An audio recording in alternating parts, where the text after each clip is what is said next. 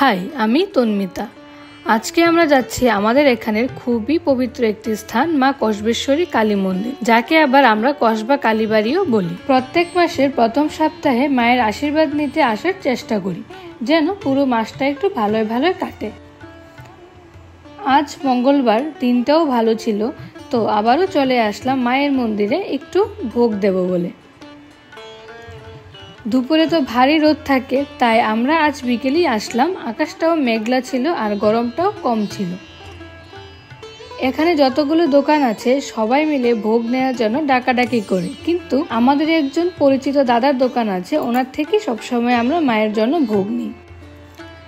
তো কিছু পেড়া প্রসাদ, মোমবাতি, ধূপকাঠি আর মায়ের জন্য একটি জবা ফুলের মালা নিয়েছি। চলো এবার মায়ের কাছে একটু মঙ্গল কামনা করে আশীর্বাদ নিয়ে আসি।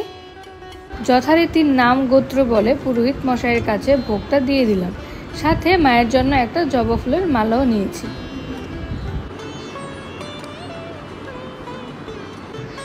কি সুন্দর করে সাজগোজ করে রাখা আছে মায়ের মূর্তিটি, কি ভালো লাগে দেখতে।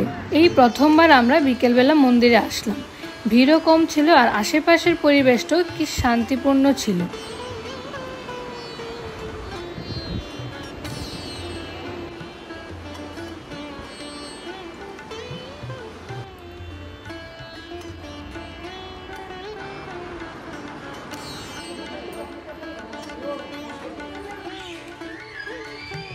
ভোগ দেওয়ার পর মোমবাতিগুলো জ্বালিয়ে দেওয়ার জন্য এসেছিলাম, এমন সময় দেখি এরা দুজন আগে থেকে প্রসাদ নেওয়ার জন্য হাজির।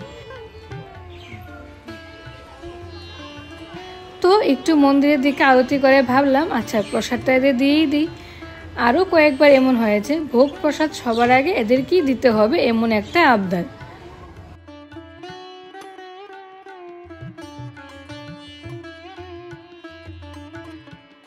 দুটো পেড়া দিয়েছি, এমন সময় দেখো আরেকজন ছোট ছোট চলে আসছে।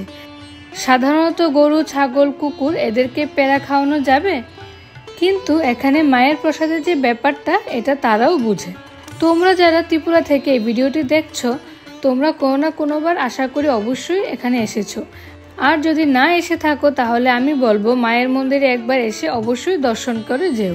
আর যদি কেউ তোমরা ত্রিপুরার বাইরে থেকে ভিডিওটি দেখে থাকো আর ত্রিপুরায় কোনো সময় তোমাদের ঘুরতে আসা হয়, তবে তোমরাও অবশ্যই কসবা কালীবাড়িতে এসে একবার মায়ের দর্শন করে যেও।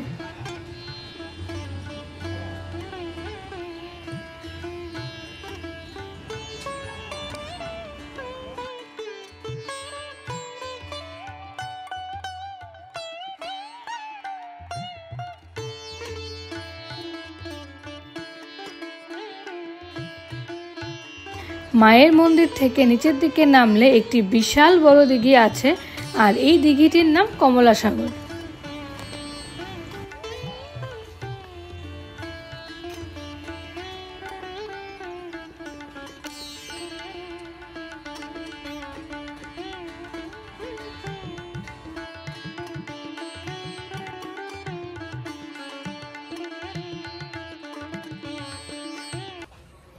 কাঁটাতারগুলো দেখতে পাচ্ছ, এটা হচ্ছে বাংলাদেশের বর্ডার।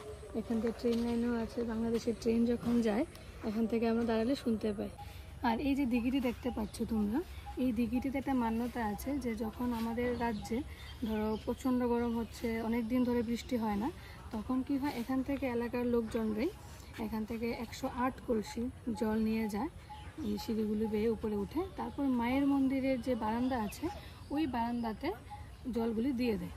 আর অবশ্যই এটা আমাদেরও এক্সপিরিয়েন্স, গত 2 বছর ধরে প্রচণ্ড গরম, অনেক দিন ধরে বৃষ্টি হয় না, তো যতবার আমরা দেখেছি ততবার এখানে জল দিয়েছে, ধরো দুপুরে দিল, বিকালেই আবার বৃষ্টি হয়ে যায়। তো হ্যাঁ, এটাই হলো এই মন্দিরের বা এই জায়গাটার একটা বিশ্বাস। তো এখন সন্ধ্যা হয়ে যাচ্ছে, তাই আমরা বাড়ি এখন চলে যাচ্ছি। তো এটাই প্রার্থনা করব কসবেশ্বরী মায়ের কাছে আমরা সবাই ভালো থাকতে পারি, সুস্থ থাকতে পারি, সেটাই প্রার্থনা করব। আরও কিছুক্ষণ তো বসার ইচ্ছে ছিল, কিন্তু বৃষ্টি আসছে তাই আর বসলাম না আমরা। এখন আমরা বাড়ি চলে যাচ্ছি, অলরেডি বৃষ্টি পড়ছে আমাদের উপরে। যেতে তো ইচ্ছা করে না, কিন্তু কি করব, যেতে তো হবেই, বাড়িতে কাজ আছে, সংসার আছে। তবে হ্যাঁ, অবশ্যই আবার আসবো, আপনারাও আসবেন এখানে। আর আজকের মতো ভিডিওটি এখানেই শেষ করছি। যদি আপনাদের আমার ভিডিও ভালো লেগে থাকে অবশ্যই একটা কমেন্ট করে জানাবেন, আর সাবস্ক্রাইব তো অবশ্যই করবেন। আর ভিডিওটি ভালো লাগলে লাইক করে সবার সাথে শেয়ার করে দিবেন।